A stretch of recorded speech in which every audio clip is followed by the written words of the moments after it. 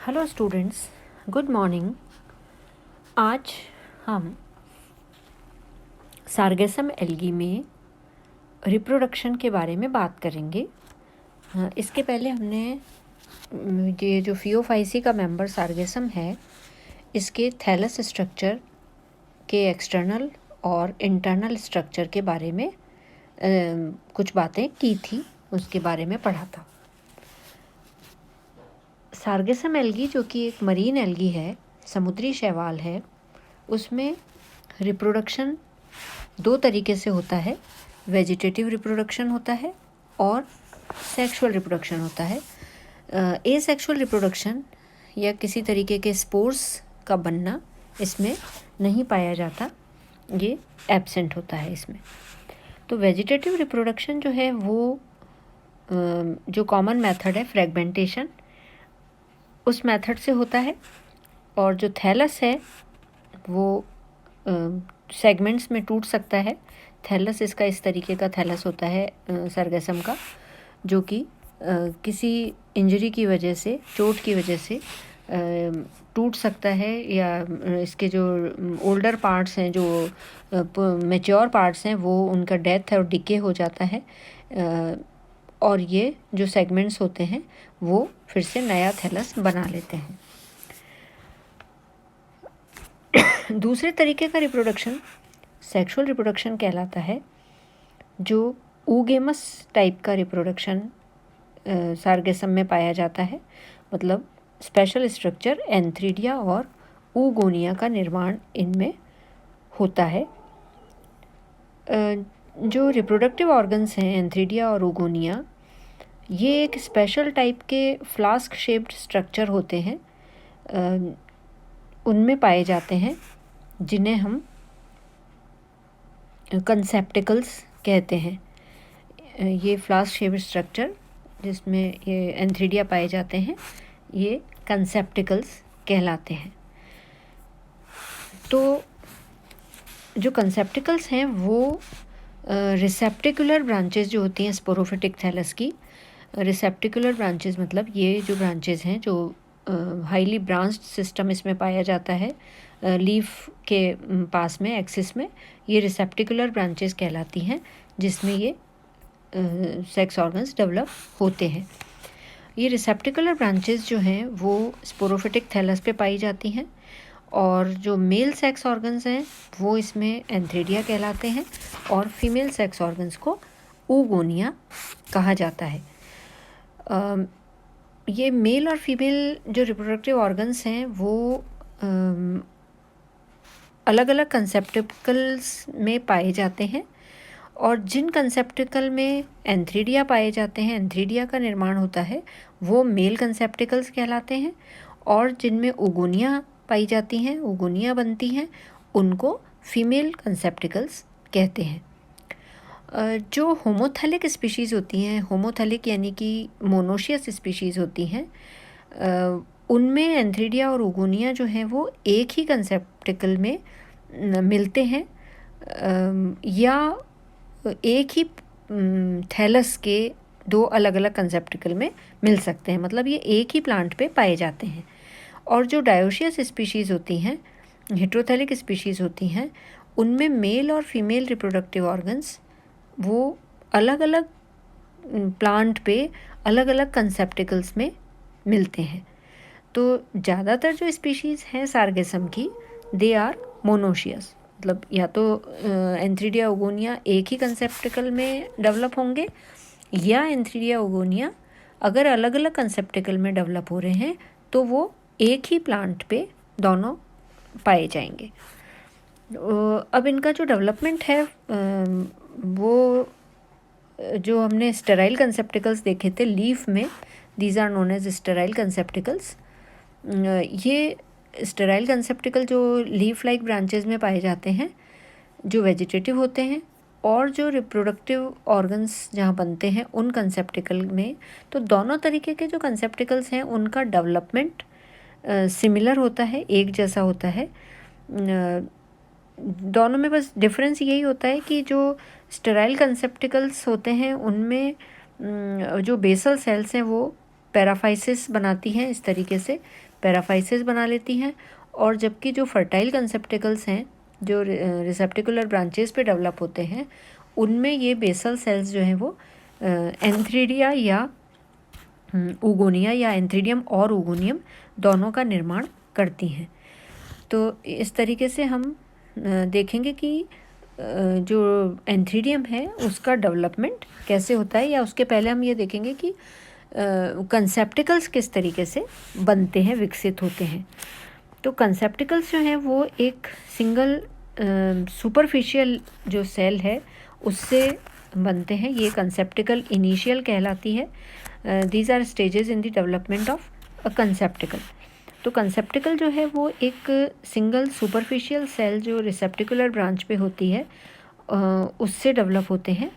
और ये जो एक फ्लास्क शेप की कंसेप्टिकल इनिशियल है, ये बाकी की सेल से अलग से दिखाई देती है क्योंकि इसका साइज़ बड़ा होता है और इसमें एक प्रोमिनेंट न्यूक्लियस पाया जाता है, जो हम ए डायग्राम में देख रहे हैं कि एक प्रोमिनेंट कंसेप्टिकल इनिशियल है जिसमें बड़ा सा न्यूक्लियस है और उसका साइज़ बाकी की सेल से बड़ा होता है।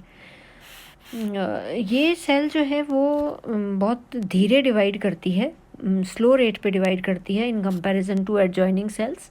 जो आसपास की कोशिकाएं हैं वो थोड़ा ज़्यादा विभाजित होती हैं। तो इस कारण ये जो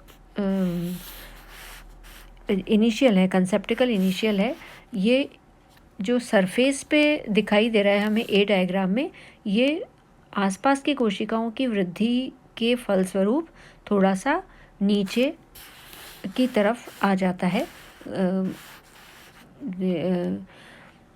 पुश हो जाता है ये फ्लास्क शेप की कैविटी के बेस की तरफ। और ये कंसेप्टिकल इनिशियल जो है ये डिवाइड करता है। एक इसमें ये सी डायग्राम में हम देख रहे हैं एक तिरछा सेप्टम बनता है जिसकी वजह से ये कंसेप्टिकल इनिशियल दो सेल्स में डिवाइड हो जाता है। नीचे वाली सेल बेसल सेल कहलाती है, अंदर वाली सेल, और बाहर वाली जो सेल है वो टोंग सेल कहलाती है।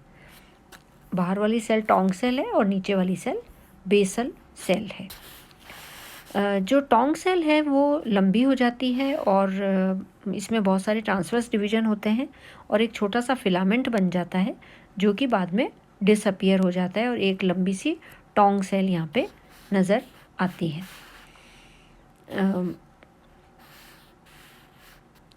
और जो बेसल सेल है, जो नीचे वाली सेल थी, अंदर वाली सेल थी, वो उसमें वर्टिकल डिविजन्स होते हैं।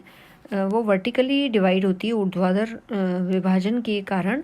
जो इसमें से कोशिकाएं बनती हैं वो इस फ्लास्क शेप कैविटी का बेसल फर्टाइल लेयर बनाती हैं। ये फर्टाइल लेयर जो बनी है, इसकी कोशिकाएं डार्क कलर की जो दिखाई दे रही हैं, ये इस बेसल सेल के वर्टिकल डिविजन्स की वजह से बनी है और ये एक बेसल फर्टाइल लेयर बन जाती है कंसेप्टिकल की। और जो रिप्रोडक्टिव ऑर्गन्स होते हैं, चाहे वो एंथ्रीडिया हो चाहे ओगोनिया हो, वो इसी लेयर की सेल से बनते हैं। तो इस तरीके से हमने देखा कि जो कंसेप्टिकल है, जो फर्टाइल कंसेप्टिकल है, उसका विकास किस तरीके से होता है। अब हम देखेंगे कि ये जो फर्टाइल लेयर बनी है, इसमें पहले हम देखते हैं मेल रिप्रोडक्टिव ऑर्गन एंथ्रीडिया का डेवलपमेंट किस तरीके से होता है। तो एंथ्रीडिया जो है वो इस फर्टाइल लेयर की सेल से ही बनते हैं। कंसेप्टिकल की जो ये बेसल फर्टाइल लेयर बन जाती है बेसल सेल के वर्टिकल डिवीजन से, उसकी किसी भी कोशिका से ये एंथ्रीडिया डेवलप हो सकते हैं। और ये जो एंथ्रीडियल इनिशियल है, कोई एक कोशिका इसमें से एंथ्रीडियल इनिशियल बन जाती है, पेपिलेट ये एंथ्रीडियल इनिशियल। ये एंथ्रीडियल इनिशियल जो है वो उसमें साइटोप्लाज्म ज़्यादा होता है और ये एक थोड़ा पेपिला लाइक आउटग्रोथ वाली कोशिका हो जाती है। इसमें कोशिका में एक ट्रांसवर्स डिवीजन होता है, एक अनुप्रस्थ विभाजन होता है, एक ट्रांसवर्स वॉल बनती है और उसके कारण ये जो एंथ्रीडियल इनिशियल है वो दो सेल्स में विभाजित हो जाता है। एक तो लोअर स्टॉक सेल हो जाती है और ऊपर वाली एंथ्रीडियल सेल कहलाती है। तो लोअर जो स्टॉक सेल है और ये यहाँ दिखाई दे रही है हमें लोअर स्टॉक सेल और ऊपर वाली एंथ्रीडियल सेल कहलाती है। दोनों ही कोशिकाओं में जो न्यूक्लियस है वो अभी 2n न्यूक्लियस है, डिप्लॉयड न्यूक्लियस है, क्योंकि ये स्पोरोफिटिक थैलस पे बना है।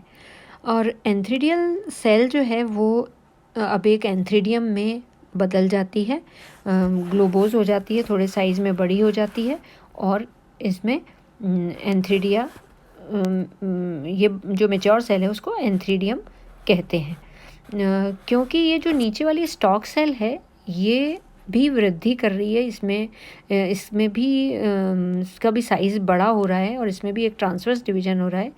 तो इसकी वृद्धि के कारण जो एंथ्रीडियल सेल है, जो एंथ्रीडियम है, वो थोड़ा साइड में खिसक जाता है, साइड में पुश हो जाता है, और स्टॉक सेल के विभाजन से फिर एक जो स्टॉक सेल है वो वापस डिवाइड होती है एक बेसल स्टॉक सेल में और ऊपर की तरफ एंथ्रीडियल सेल में। उसमें फिर से डिवीजन होके ये फिर से एक स्टॉक सेल बन जाती है और एक एंथ्रीडियम साइड में एक एंथ्रीडियल सेल बन जाती है जो कि डेवलप होके एंथ्रीडियम में बदल जाती है। और फिर से ये जो लोअर सेल है वो फिर विभाजित होके फिर एक स्टॉक सेल बनाती है और ऊपर की तरफ एक एंथ्रीडियम बनाती है। तो हम देखते हैं कि ये जो स्टॉक सेल है इसके डिवीजन से एक सेंटर में एक फिलामेंट टाइप रचना हमें मिलती है जिसको हम पैराफाइसिस कहते हैं।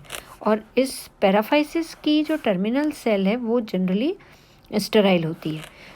मतलब जो स्टॉक सेल है उसमें बार बार डिवीजन होता है, रिपीटेड डिवीजन होता है, डिवाइड होती है, और उसके डिवीजन से एक पैराफाइसिस का निर्माण होता है और साइड में हर बार एक एंथ्रीडिया बनता है या विकसित होता है।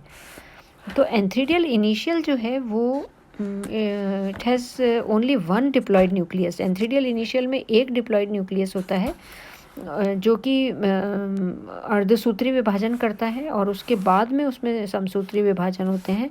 तो इसके कारण बहुत सारे इसमें हैप्लॉइड न्यूक्लियस बन जाते हैं, 32 से लेके 64 तक हैप्लॉइड न्यूक्लियस बन जाते हैं। और ये जो मल्टी न्यूक्लिएट प्रोटोप्लास्ट है यंग एंथ्रीडियम का, और उसमें भी डिवीज़न होता है और उसमें कुछ यूनी न्यूक्लिएट छोटे छोटे से सेगमेंट्स बन जाते हैं। और जितने न्यूक्लियस होते हैं उतने ही प्रोटोप्लाज्म के भाग बन जाते हैं, और हर यूनी न्यूक्लिएट जो प्रोटोप्लाज्म है वो मेटामॉर्फोसिस होके एक बाईफ्लैजिलेट एंथ्रेजॉइड में बदल जाता है। तो एक एंथ्रीडियम में 32 से लेके 64 तक एंथ्रेजॉइड बन जाते हैं। जो मैच्योर एंथ्रीडियम है वो एक ओवल स्ट्रक्चर है जिसमें बाहर की तरफ 2 लेयर्स पाई जाती हैं। जो आउटर लेयर है इट इज़ नोन एज एंडोकाइट। ये फर्म होती है, थोड़ी दृढ़ होती है, जबकि जो इनर सेल है, इनर वॉल है एंडोकाइट, वो म्यूसिलेजिनस या जिलेटिनस लचीली वॉल होती है। एंथ्रीडियम जो है वो अपने बेस से अटैच रहता है कुछ समय तक with the help of stalk cell, और जब मेच्योर हो जाता है, जब ये एंथ्रीडियम मेच्योर हो जाते हैं तो ये स्टॉक से डिटैच हो जाता है और कंसेप्टिकल के बाहर आ जाता है। एक जो ऊपर की तरफ ये इसमें छेद पोर पाया जाता है जिसे हम ओस्टियोल कहते हैं, इस ओस्टियोल से ये बाहर आ जाता है। और एंथ्रीडियम की जो वॉल है वो जिलेटिनाइज हो जाती है और पानी में आने के कारण लचीली होने की वजह से वो फट जाती है, और जो फ्लैजिलेटेड एंथ्रेजॉइड एंथ्रीडियम में होते हैं वो लिबरेट हो जाते हैं। तो इस तरीके से हमने देखा कि एक एंथ्रीडियल इनिशियल से किस तरीके से एंथ्रीडिया बनते हैं, पैराफाइसिस का निर्माण होता है, और ये एंथ्रीडिया जो है वो बेसल स्टॉक सेल पे अटैच्ड रहते हैं, और ये कंसेप्टिकल पे में बहुत सारे एंथ्रीडिया इस तरीके से पाए जाते हैं, और बीच बीच में ये पैराफाइसिस भी इसमें दिखाई देते हैं। दिस इज़ कंसेप्टिकल वॉल है, मेल कंसेप्टिकल है, इसकी ये वॉल होती है, इसमें पैराफाइसिस होते हैं, और एंथ्रीडियम यहाँ से रिलीज़ हो जाता है ओस्टियोल के थ्रू और इसकी वॉल रप्चर होके इसमें से बहुत सारे एंथ्रेजॉइड्स बाहर निकल जाते हैं। अपने अगले लेक्चर में हम देखेंगे कि oogonia का डेवलपमेंट किस तरीके से होता है, फीमेल रिप्रोडक्टिव ऑर्गन oogoनियम किस तरीके से बनता है। Thank you very much.